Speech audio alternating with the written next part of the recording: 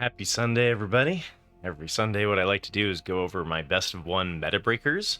So we're at the end of week 2 of Duskmourn, and we're starting to see quite a bit of people hit into the Mythic, and so we've got a lot of talk about this week. Usually, it ranges sometimes from like 3 decks, and this one was a lot. I had to trim it down. So what I do is I look at the decks that have hit Mythic successfully, that have at least a 60% win rate over 50 games, and I have been not doing any MMR shenanigans. So they were placed into numbered Mythic as opposed to percentage Mythic. They didn't throw a whole bunch of games before they did their climb or cheese it, as a way to kind of feel more confident about the deck's actual quality, since I haven't playtested these. But this one was Abzan Control by Krusty Croc 92, went 105 and 58 for a 64% win rate into Mythic. And it was favored against Mono Red, Boros, Mono Black, Rakdos, and weak to Azorius. So the tracker doesn't say which type of deck when you're looking at the meta page. So Azorius could be Azorius Control. You start to see that a little bit more in Mythic than you do in the lower ranks. It also could be the Azorius Oculus deck. But either way, the strategy of this Abzan Control deck is to Wrath and control the board. It has similarities to the domain decks that we've seen in the past. You've got the Herd Migration for life stabilization, as well as like a win con. You've got the Virtue Persistence for reanimation, as well as life stabilization early interaction. Leyline Binding for the flash interaction, instant speed removal. The Overlord of the Hauntwoods really helps enable the domain without actually being in a 4 or 5 color space, because of being able to create a land that is every basic land type, which really helps you with your Leyline. You've got Harvester of Misery as a way to kind of wrath the board, as well as just do pointed removal by discarding it.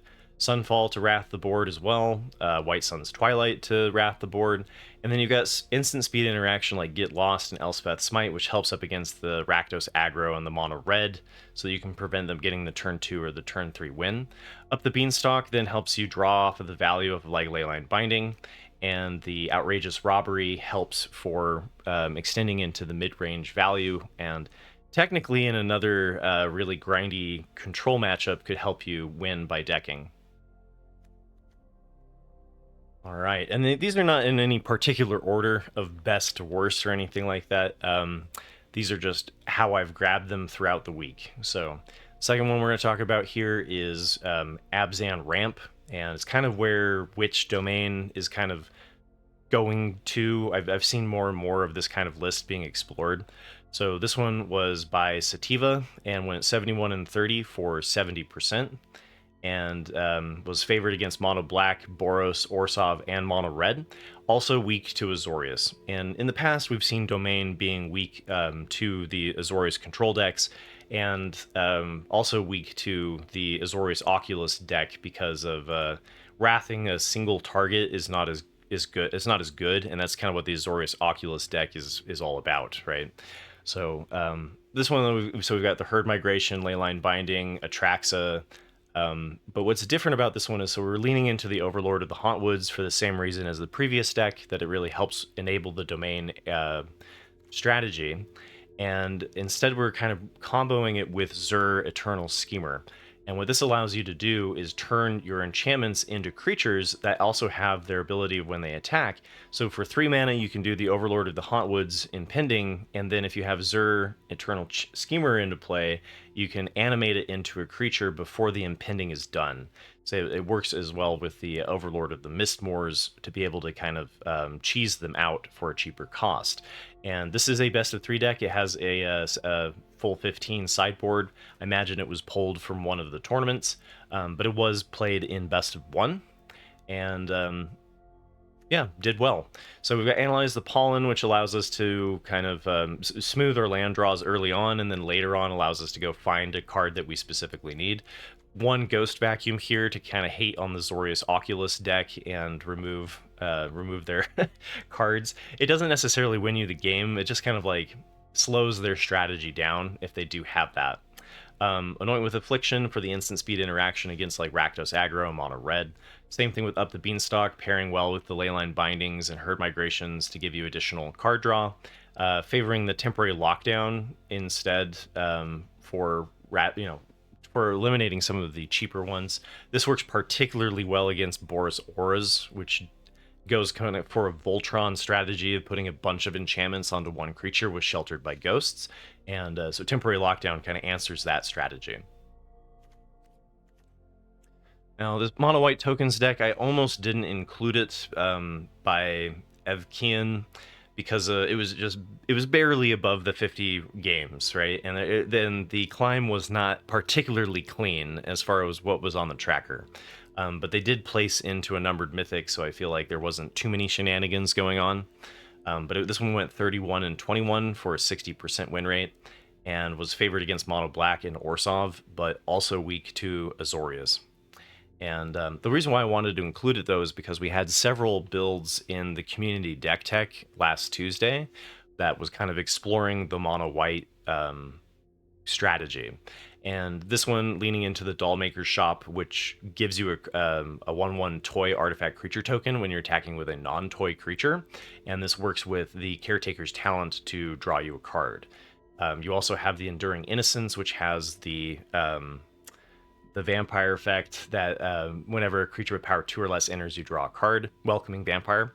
And so giving you additional card draw as well. Toby gives you a 4/4, but also triggers the 1/1. So like you get the token entering for the Caretaker's Talent, you get the 1/1 entering for the drawing off of the Enduring Innocence.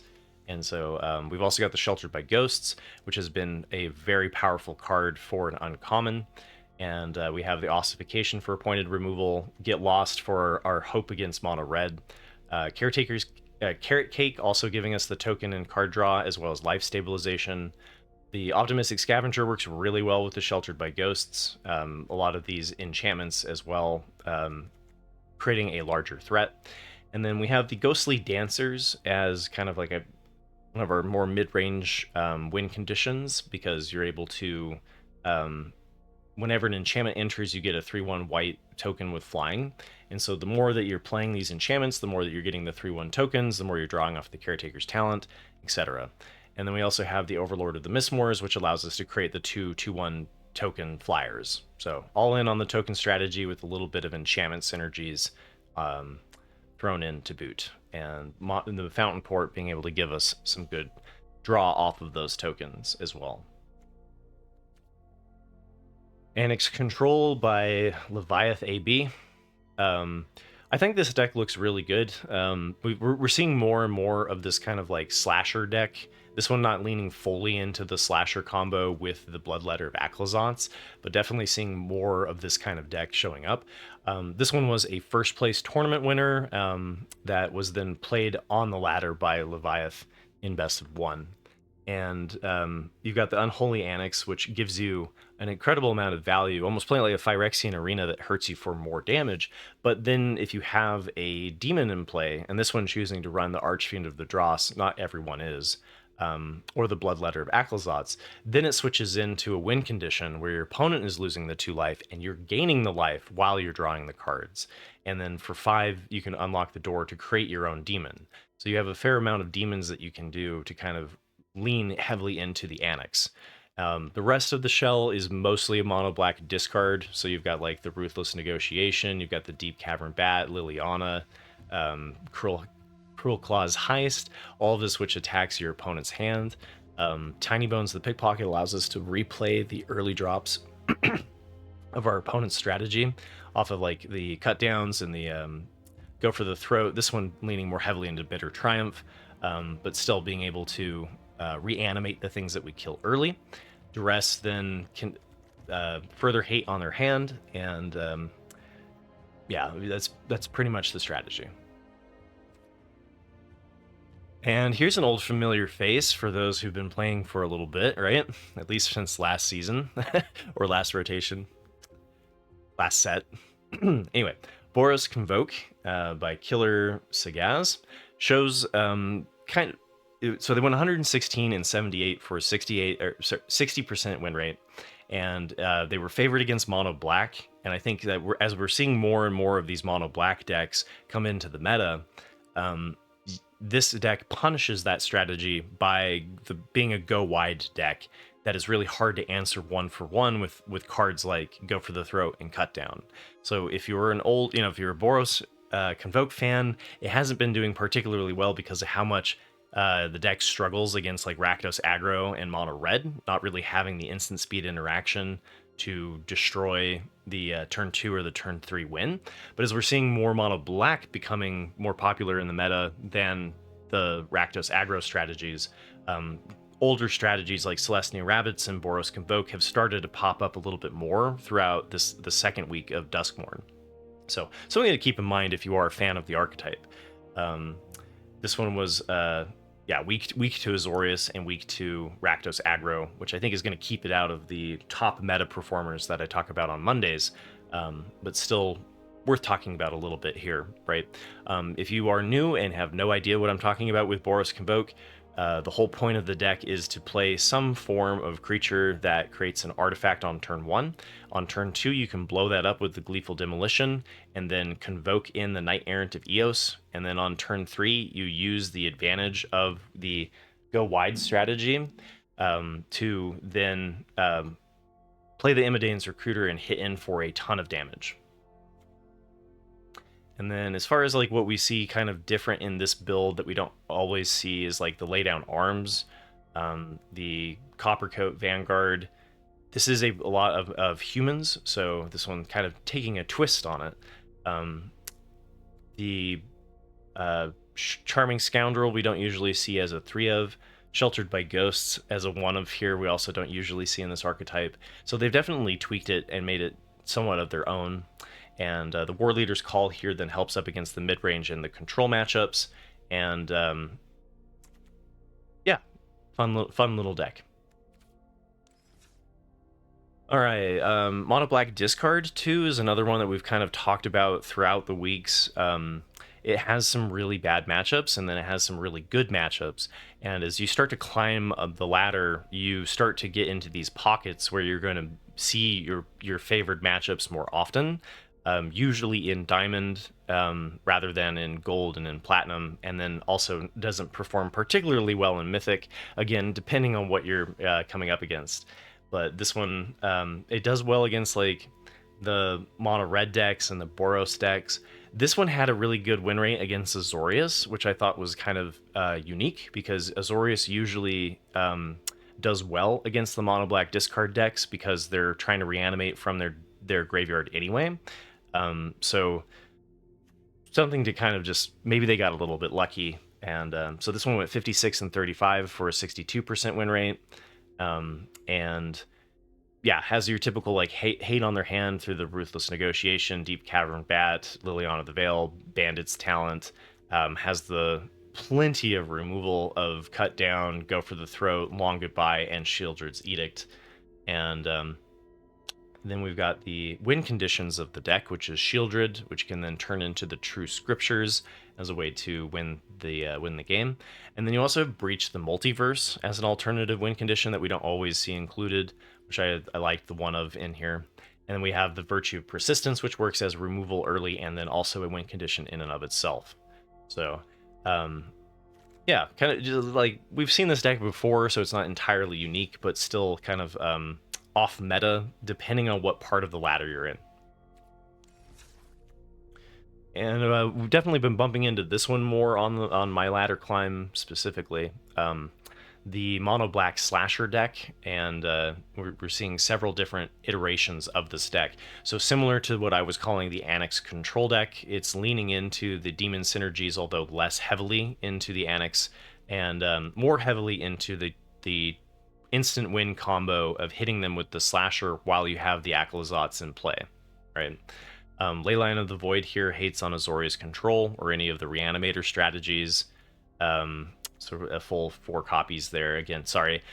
Arena automatically switches to whichever one I had first. So if I don't remember to like heart it, it's going to separate them out. And then we've got, Cut Down and Nowhere to Run instead of Go for the Throat or Bitter Triumph. We've got the Duress and the Deep Cavern Bat to hate on their hand. No Bandits talent, so not fully a discard strategy, but like a little bit of disruption into the Slasher combo. And Mirrix here for if you really need to go against a control deck. Sometimes Mirrix can be a tipping point. Dimir Control also made it. So we got a 32-16, which is technically not 50 games, it's 48.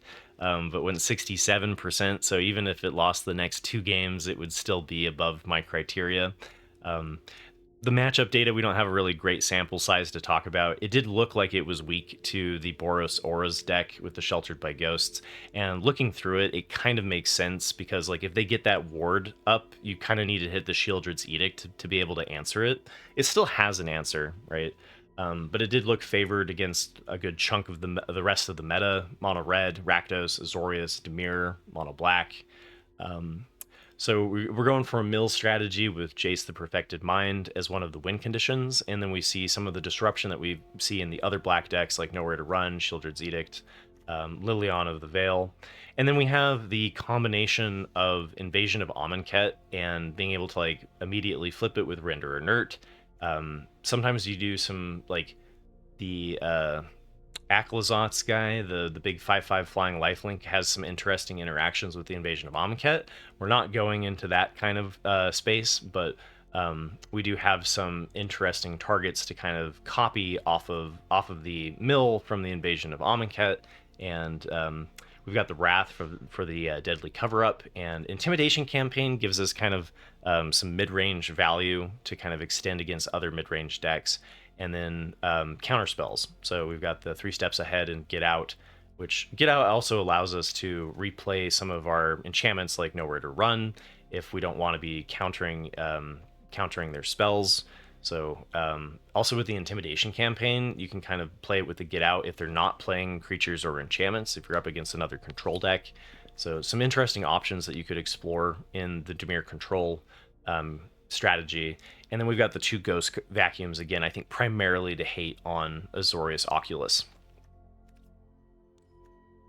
And the last one to talk about this week is Azorius Auras, and this one is the least common between Azorius Control, Azorius Oculus, and Azorius Auras. It has been around since the beginning of the set, though, with people exploring the Sheltered by Ghosts and which color it's best in, right? So this one is favored against mono red, it's favored against mono black, Dimir, Azorius, the other Azorius decks. It is weak to Boros, and when I see something listed as weak to Boros, I assume that means it's the Boros Auras deck, and I think it makes sense because like Nurturing Pixie, although it is a decent target for the Sheltered by Ghosts, is a little bit less impressive than Heartfire Hero, right? Heartfire Hero, I think, kind of puts the Boros slightly ahead in the strategy.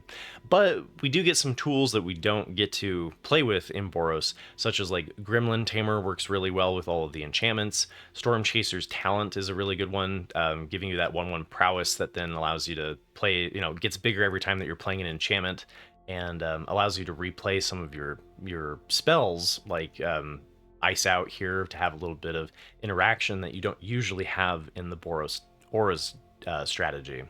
And then we've got some like filtering, so Chart a Course allows you to kind of draw cheaply. The Fear of Isolation allows us to pick things up and replay it. Can be interesting with the Sheltered by Ghosts, because if you do take out the Sheltered by Ghosts, they get the creature back, right? But you could kind of like change your target as the game's going. This town ain't big enough. Returning 2 things gives us kind of bounce interaction, which helps in the mid-range decks, mid-range strategies. And then the Bottomless Pool is also another way to kind of cheaply bounce our opponent. So if they're playing, if they're playing the Voltron effect against us, like our strategy is to bounce it, but the bounce works a little bit worse against the ward on the Sheltered by Ghosts. So, and that will be the final one. Did I mention that one? It was 54 and 35 for 61% win rate. So lots of interesting decks to explore this week. Tomorrow I'll be going over my best of 1, best of 3 meta review, where we talk about more of the on meta picks, and you can kind of compare what this deck is, what these decks are doing that's different than the ones that are working, that are more mainstream, like the Boros Auras deck. So I always like doing these meta breakers because I think they give a refreshing take on the less popular strategies that are still viable, right? So I hope they find you well, and thanks for being a part of my community. If you're new here, welcome, and I'll see you guys all tomorrow. And I don't know if I'm going to be doing a gameplay video from this. I still haven't really decided. Usually I throw up a poll and kind of, have you guys vote on which deck looks the most fun. So this week, instead, what I'm going to do is just ask you guys to leave a comment about like which one you think looks the best, looks the most fun. And if I can get around to it, I'll be able to make a gameplay video. The problem is this week I'm working like a 50-hour work week, and so finding time to do this sort of thing and talk about my favorite game is always difficult. So thanks for listening to my ramblings. Take care, everybody, and I'll see you tomorrow.